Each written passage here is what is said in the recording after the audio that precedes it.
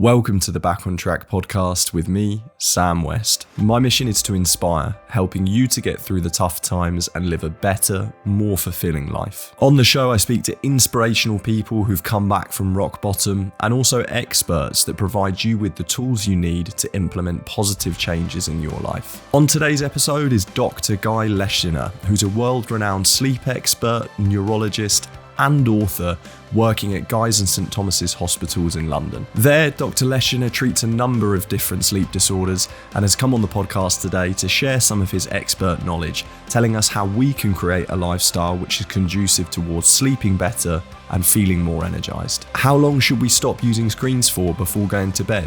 What can we do to get to sleep in those moments where it feels impossible? Are power naps even a good idea? All of these questions and more are answered in this episode, so you can sit back, relax, and I hope you enjoy the show. Guy, first of all, I just wanted to say a massive thank you for taking the time to come on the show. I really appreciate it. How are you doing? How's everything going? Yeah, good. Well, thank you for inviting me. It's a bit of sunshine today, which is a pleasant change. So life is good. Life is good, absolutely, yeah. Although there's a little bit of rain predicted for this afternoon and I'm heading out to play golf, so You've just dampened my day, sorry. Yeah, exactly. You're trying to start in a positive way. But Guy, as you know, the purpose of this episode is to try and, help the listeners, and not only the listeners, but also myself, sort of gain a deeper understanding of sleep and things we can do to help us sleep better, feel more energized, and by extension, sort of feel happier and all the rest of it. And I think a good place to start is how much sleep should each of us be getting each night? Because we all hear the magic sort of buzzword of 8 hours. That's the one that's sort of banded around a lot. However, when I was doing my research for this interview, I was listening actually to you talking in another interview, and I heard you say something about, some people are genetically longer sleepers, others are shorter sleepers. So therefore, actually, 8 hours might not be the sort of exact or optimal figure for everyone. And I also wondered whether that varies, in terms of gender, age, and all the rest of it. So if it's not a blanket 8 hours for everyone, how much should we be getting? How can we know how much we should be getting? Yeah, I mean, these are all very important questions, and I'm not sure that us scientists or doctors have got all the answers. What I would say is it's quite clear that sleep requirements change through life. So, and I think, anybody who's been around kids or around older people will realize that actually our sleep requirement changes dramatically, particularly as we transition from infancy to childhood to adolescence and then to adulthood. That our sleep requirement is also a function of two other things, which is genetics. And I think you've already alluded to that a little. We understand that there is a strong genetic influence on our sleep requirement. And in fact, there have been variants that have been found in a few genes that seem to correlate very well with sleep requirement. But it's also a function of the quality of your sleep. So if you've got poor quality sleep, if your sleep is being disrupted by something, and the commonest sorts of things that might be disrupting your sleep are conditions like sleep apnea or a neurological disorder called periodic limb movement disorder, that may well extend the amount of sleep that you require because your sleep is being constantly fragmented. We know from large-scale studies called epidemiological studies, where we look at the general population, there are a number of strands of evidence that for most adults, the ideal sleep duration is somewhere between 7 to 8.5 hours. Right. But I think what you will have heard me say previously is that does not necessarily apply to every single one of us. And if you have a sleep issue or you carry particular genes, you may fall outside of that window. And I think the key thing is that your sleep requirement is probably defined, or the way to identify what your sleep requirement is, what time would you go to bed and wake up on a regular basis, waking up feeling refreshed and being ready for bed that evening without any daytime consequences. And obviously that is only a matter of trial and error. And the key thing to also stress is that to do that for 1 or 2 nights is insufficient, because we can take several days, in fact, up to 2 weeks to pay back a significant sleep debt. So the question that you need to ask yourself is, if I were on holiday for 2 weeks and was allowed to sleep and wake up whenever I wanted, what would that pattern be? And would I wake up feeling refreshed? Would I be energized throughout the day? And would I be ready for bed at the same time that evening? Right. Okay. Now that's a great answer, actually. So, I mean, yeah, we have. It's a long answer. It's a long answer, no, but it's detailed, and so we have the figure of sort of between 7 and 8.5 hours. But, essentially it's knowing your own body. And if you feel like you're rested enough, then probably that amount is the amount that you need. And I guess also sort of one thing that you alluded to there, Guy, is the importance of, and this is something that's spoken about quite a lot, sort of going to bed at the same time and waking up at the same time. Is that something that's really important when we're talking about getting a good amount of sleep regularly and sleeping well, that sort of routine? Yeah, when it comes to sleep, the brain is a creature of habit. And, in an ideal world, would want to go to sleep and wake up at the same time every day, because there are a number of influences, including your circadian rhythm. And certainly if you are one of those individuals who does have a tendency towards poor sleep or, difficulty getting off to sleep, then a routine is really very important. Now, if you're one of those lucky individuals who can sleep through an explosion or through a car crash, although car crashes are something different and may have other impacts on your sleep, absolutely, then you probably don't need to worry quite so much. And I think that this is a really important message to get across, is that if you're a really good sleeper, then quite frankly, whether or not you spend 5 minutes on your mobile phone before you go to bed is not going to make much difference. Whether or not you have a coffee at 4 p.m. rather than 1 p.m. is probably not going to make a difference. All of these issues are more important if you're one of those individuals who has a tendency towards poor sleep. Absolutely. And unfortunately, I find myself within that category. And one thing that I wanted to ask you about, Guy, was very recently, and it was actually for purposes of playing golf and getting the yardages on my wrist, but I bought an Apple Watch. But rather than just getting a Garmin watch, which is specific for playing golf or whatever, I thought, an Apple Watch can monitor my sleep. It would actually be great to sort of know more concretely how much I'm getting, because I think sometimes, we might think we've only slept for 4 hours or whatever, but actually the reality is we've slept longer or a shorter amount of time. And I just wondered a couple of questions, really. Is it something that you would recommend, sort of trying to get some kind of gadget that tells you how much you may or may not have slept? And if so, how even accurate are these things? And I suppose there's also a danger with these things that it then becomes an obsession and actually isn't conducive towards getting a good night's sleep at all. But yeah, I just thought it would be interesting to get your take on that, because I'm sure there will be some people listening who also like me have tried these things. Yeah. So I think the starting point is that these devices are getting better in terms of their accuracy, but they're still a long way away from accurate. Most of them nowadays are pretty good at saying what time you got into bed and what time you got out of bed. Some of them are a bit more accurate if you're a normal sleeper, and that's a really important distinction. If you're a normal sleeper, are pretty good at telling you roughly how much time you got in bed. The problem is, if you've got insomnia, what a lot of people with insomnia do is they lie still in bed because they were trying to go to sleep, and these devices often perceive that as sleep when you're awake. If you've got another sleep problem, then it may well give some rather erroneous data. So one of the big issues for people who have poor quality sleep is that they tend to develop some sleep-related anxiety. So they develop some anxiety about the process of going off to sleep or staying asleep, or think when they get into bed, they get anxious about the fact that they may not sleep and feel horrible the next day.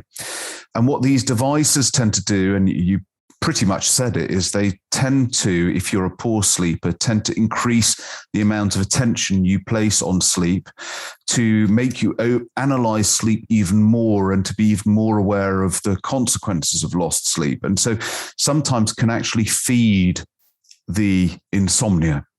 And I think that the additional issue is that because there are some concerns about their accuracy, it can lead sometimes people to diagnose themselves with sleep problems that they don't really have. So if you're using these devices simply to tell you how much sleep you've got, then, perhaps okay. If you've got a sleep issue, and the unfortunate reality is that many people who invest in these devices because they've got an issue with their sleep already, then I would urge a great deal of caution in the way that you use them. Yeah, no, a lot of what you said there resonated with me actually, and I've stopped using it because what I found was waking up and being told that I'd had 4.5 hours sleep and supposedly, very little deep sleep or whatever was actually not what I needed to make me feel less anxious about the whole thing. So it's actually something that I've stopped using. But and Guy, the next question that I wanted to ask you is actually rather a general one actually, and but I really wanted to get your take on this and let you kind of have free reign with it to just sort of say as much as you like about it. But what can we do in our day-to-day lives, be they activities, routines, diet, whatever it may be, if somebody's listening to this and they think, right, I'm really motivated to set my lifestyle up in the best possible way to be conducive to towards sleeping well each night, what kind of things can we do? What habits should we be creating? Yeah, so the habits that surround sleep are usually termed sleep hygiene, which is an awful term, but I think, we in the medical profession know what it means. And I think more widely, people are beginning to understand that term. So these are basically the behaviors, the habits that are conducive to good quality sleep. So these include things like, caffeine, avoiding caffeine in the latter half of the day. Caffeine actually hangs around a lot more than people often think it does. And so if you are sensitive to the effects of caffeine, certainly you should not really be consuming any caffeine after lunchtime. It can certainly hang around for many, many hours. Ensuring that your bedroom is dark, ensuring that your bedroom is quiet, that it's a comfortable temperature. Removing gadgets from the bedroom. And there are two issues with gadgets, things like mobile phones, laptops, and everything else. The first is, and this has been the focus of a great deal of attention over the last few years, is that obviously exposing yourself to bright light in the evenings is not particularly good for your sleep. We know that it suppresses the secretion of a hormone in your brain called melatonin, which is the main chemical signal to the brain and the rest of the body that it's time to sleep. And so in the long term, exposing yourself to bright light in the evenings can actually push your body clock back and make it more difficult for you to get off to sleep. But equally important, perhaps even more important, is the fact that actually what you should be doing is avoiding associating on a conscious and an unconscious level your bedroom with anything other than sleeping. And actually, watching a film, being on Twitter, being on Facebook is not very good for inducing a calm state of mind. And it's not very good for the association that you have between what you're doing in your bedroom and sleep. And so these are all things that if you have a tendency towards poor quality sleep, these are all things that you should pay a great deal of attention to. Then there are things like, what you eat. So not having a massive carbohydrate-rich meal before you go to bed, doing some aerobic exercise. There's good evidence that exercise is conducive to a better night's sleep. It's also worth stressing that all of these things are going to help improve your sleep. But if you've got really bad insomnia, it's not likely that addressing these issues is going to sort that out. There are plenty of very, very good sleepers who will have a coffee before they go to bed, who will, watch Netflix until 2 minutes before they switch the lights off. That's not going to suddenly turn you from a chronic insomniac into a good sleeper.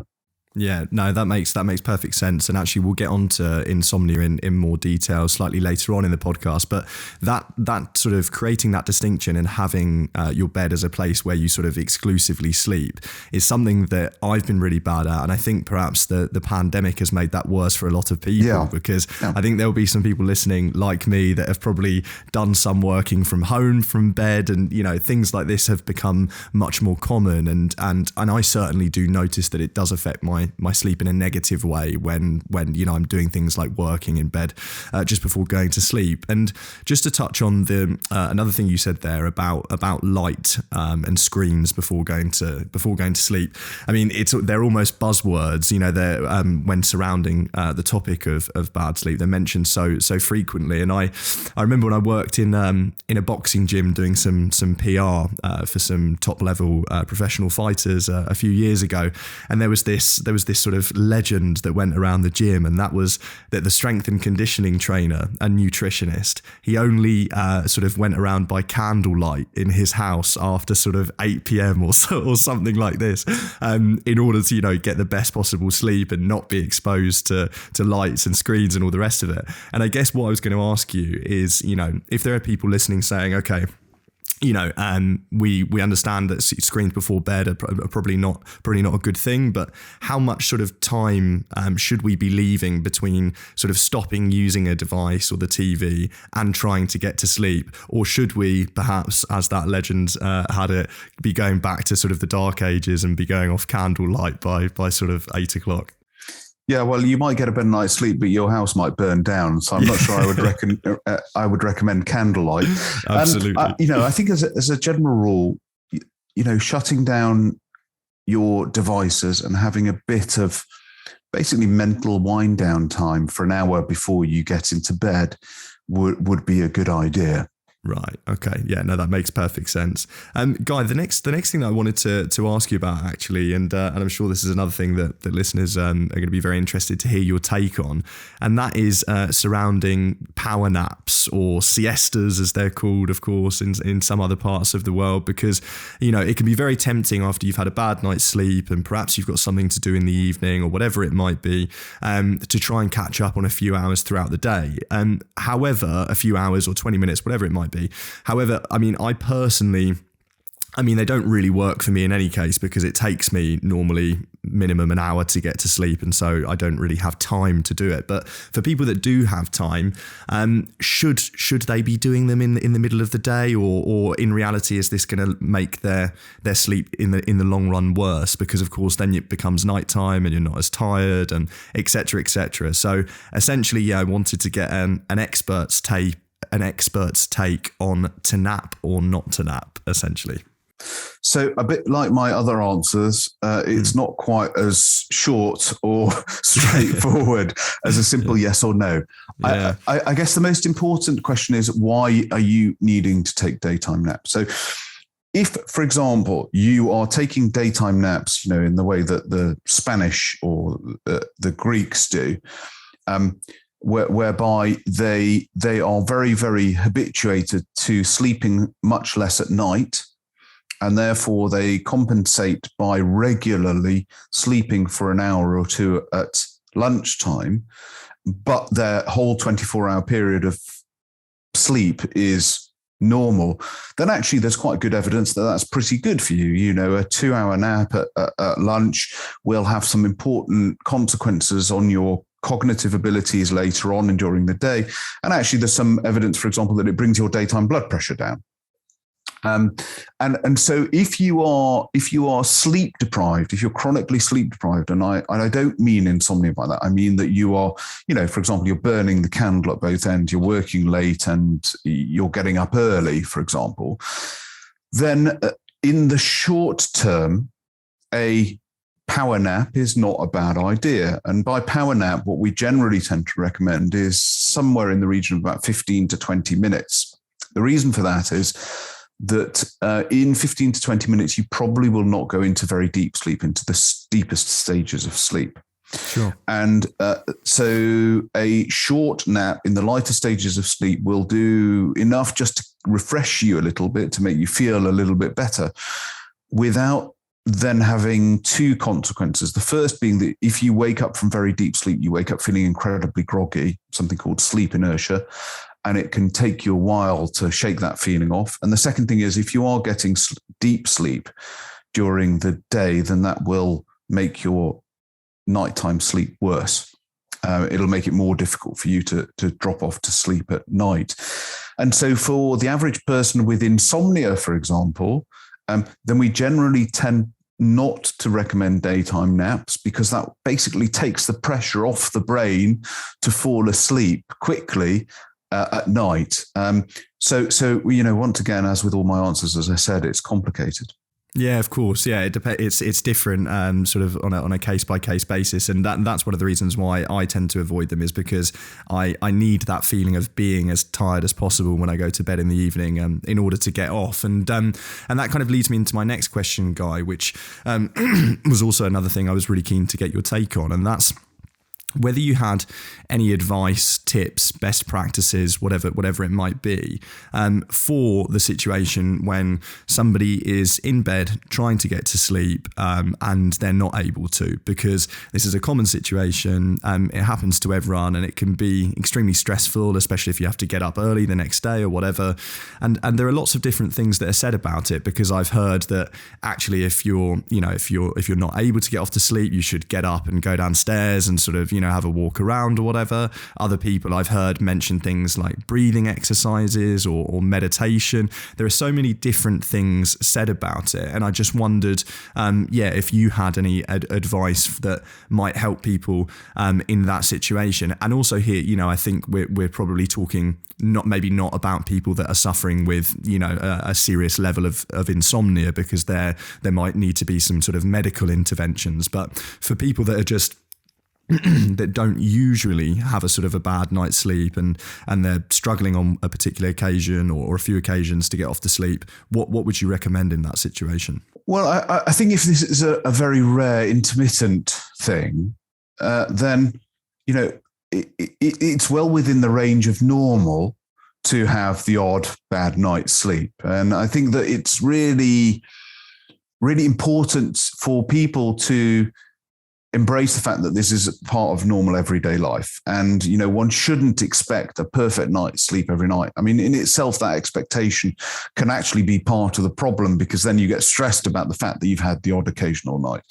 If this is happening a little bit more regularly, then actually there are some treatments or some therapies that are available that help people who will have the odd occasional night's sleep, but perhaps more than just a rare basis. And also those individuals that have more severe chronic insomnia. And these kinds of treatments have been packaged together into a program called Cognitive Behavioral Therapy for Insomnia, which has a number of different elements. And if you have mild issues, then actually you may try and pick and choose some of those elements that you want to undertake. Whereas if you've got chronic insomnia, you might want to do the entire package. So the kinds of things that are integrated into this treatment, which is called CBTI for short, are mindfulness-based approaches, relaxation strategies. So I think you were talking about breathing or progressive muscle relaxation, trying to reduce sleep-related anxiety by a little bit of education, by making people understand that actually it's important not to, what we term, catastrophize if you have a poor night's sleep. This is not the end of the world. This is part of normal life. And then there are two other very important aspects of CBTI. So the first is what we call stimulus control. So this is what we were chatting about a little bit, which is that you should be associating your bed with sleep and nothing else. So actually, the more time you spend lying awake in bed, the stronger your brain develops an association between bed and being awake rather than bed and being asleep. And so if this is happening on a regular basis, we generally tend to recommend that if you are lying awake in bed for more than about 20 minutes, you should get out of bed, go to another room, do something relaxing like reading a book or listening to music in fairly low lighting conditions. And then when you feel very tired again, try and get back into bed and see if you can go to sleep. And it's through persisting with that kind of pattern, making sure that you're not doing other stuff in your bedroom, that actually you then strengthen your brain's association between bed and sleep rather than bed and wake. Yeah. And then the other aspect of CBTI is something called sleep compression or sleep restriction, which is basically utilizing your brain's own mechanisms that drive sleep. So we know that one of the important drivers of sleepiness is being awake for a prolonged period of time. And so by making people essentially chronically sleep deprived. So if somebody says, for example, well, look, on average, I only get 5 hours a night sleep because I've got terrible insomnia, then, you can say, well, look, for the next 2 weeks, I only want you to go to bed at 1 a.m. and I want you to set an alarm at 6 and get out of bed at 6 as soon as the alarm goes off. Because, in the first few nights, obviously, if you've got insomnia, you're going to get less than, 5 or 6 hours sleep. But actually, over time, you become more and more sleep deprived. And then your brain's mechanism to drive you to go to sleep means that you start falling asleep at 1 and sleeping right the way through to your alarm. And when you get to that sort of stage, you can gradually extend it.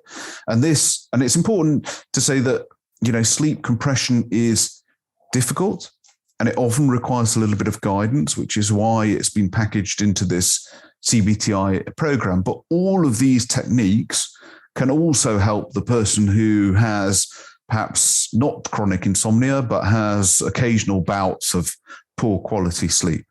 Yeah, that sleep compression that you mentioned there, I think it was called, almost sounds like the sort of boot camp for sleeping. Yeah. The SAS Who Dares wins of getting better sleep. Yeah. And I'm not sure people would want to be around me if I was doing a course of that, because I might be rather grumpy. But I guess it does make perfect sense. You do need to tire yourself out to a point where you can actually get to sleep. And there was so much to break down there actually, Guy. I think that was a great answer, and especially you mentioned the cognitive behavioral therapy for insomnia, but what I liked about that is that people can actually also, if it's not a serious issue for people, they can pick and choose various aspects of that. For example, you mentioned the breathing or other relaxation type things, or getting out of bed. If you're finding it particularly difficult to sleep one night after sort of 20 minutes, half an hour, whatever it might be. So lots of useful things there. But I also wondered, how can people access that CBTI? If someone's listening to this and they think, actually, I think I might, be dealing with insomnia here. It's really affecting my life negatively. That treatment sounds fantastic. How do they go about accessing it? Well, probably the easiest way of accessing it is through there are a couple of online digital platforms, some of which are free to NHS patients, depending on which area you're in. So actually just, saying to your GP, you've heard of this digital online platform, these digital CBTI platforms, can they refer you to them, may well actually achieve success. There are also courses that are run by some local psychological services called IAPS. There are plenty of sleep therapists around who could do that. I mean, in theory, actually, you can just go and buy a book that outlines the principles of CBTI and try and do some of those yourself. But, I would suggest that if you don't have any luck by trying it yourself, then it is certainly worth going to see somebody to do that with them. Absolutely. And another thing I wanted to ask you about was at what point does sleeping badly become sort of clinically classified as insomnia? Is there a sort of a set amount that you need to be only getting over a certain period of time? And also, I mean, we know that tiredness is obviously a symptom of insomnia, but for, family, friends, partners of people that might be suffering from it, what are some of the other symptoms, whether that's, irritability or loss of memory or lack of concentration? I guess at what point does it become classified as insomnia? Yeah. And then, what are some of the sort of lesser known symptoms? So insomnia is a very broad church because, there are some people who will have insomnia and will only sleep 2 or 3 hours a night. There are other people who actually, when you measure their sleep objectively, they'll get exactly the same sleep as a normal sleeper. So insomnia is really defined subjectively rather than objectively. It's defined as difficulty getting to sleep or staying asleep on a regular basis. And if it's chronic, that's on, most nights for at least 3 months. but importantly associated with daytime symptoms. And those daytime symptoms are also quite broad. And I think you've mentioned quite a lot of those already: concentration difficulties, fatigue, irritability, personality change, low mood, increased levels of anxiety, all the things that you've mentioned already. So it is a somewhat arbitrary definition. It's a subjective experience of poor quality sleep, rather than you having to go in for a sleep study and having your brain waves measured. Right. Okay. Yeah. No, that makes perfect sense. And I wanted to ask about the symptoms because, it's something that I've certainly experienced. I think when you go through a period of not sleeping very well, and whether or not it was insomnia, I don't know. But I think, when you wake up in the morning and you're around family, friends or whatever, and you're sort of saying on a regular basis that you've slept badly or whatever, you don't seem to get much sympathy for that. I think people, they don't sort of understand how serious it can be. So I wanted to get some of those symptoms from you so that people can sort of see that when it's happening to people. And the next thing that I wanted to ask about is all to do with supplements, actually, because I was doing some sort of Google search research before I came on before doing this podcast to find out what people are searching for related to sleep. And obviously it's human nature, isn't it, to want to cut corners in any way we can, whether that's in exercise with supplements there or sleep.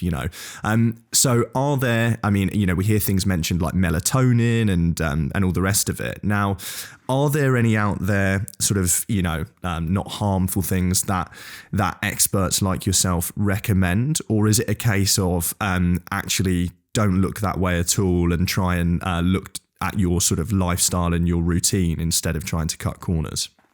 I think that's right, actually. What we want to try and avoid is people using a pill or a supplement or whatever, whether that actually works or whether that's a placebo, as a crutch to help them sleep. Because that's fine whilst you've got access to them. But if, for example, you don't have access to whatever your crutch is, then you're going to get a very poor night's sleep. So it's much better to try and fix it at source rather than to patch it up with an extract of a herb or these kinds of things.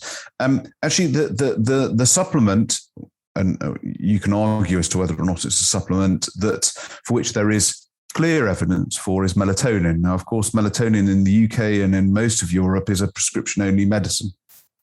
In the States, as you probably are aware, you can walk into any health food shop or supermarket and buy it off the shelf.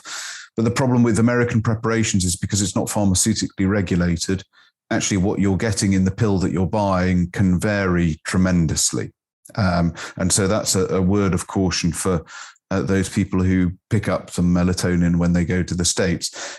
I regularly prescribe melatonin. I use it for a range of things. It's licensed in the UK, so approved by the MHRA. For treatment of insomnia, we use it for a range of other sleep disorders, and it can, for some individuals, be very effective. But once again, ideally, it's not a long-term solution. What we need to try and do is give people the tools to be able to sleep well on their own without resorting to medication or anything else.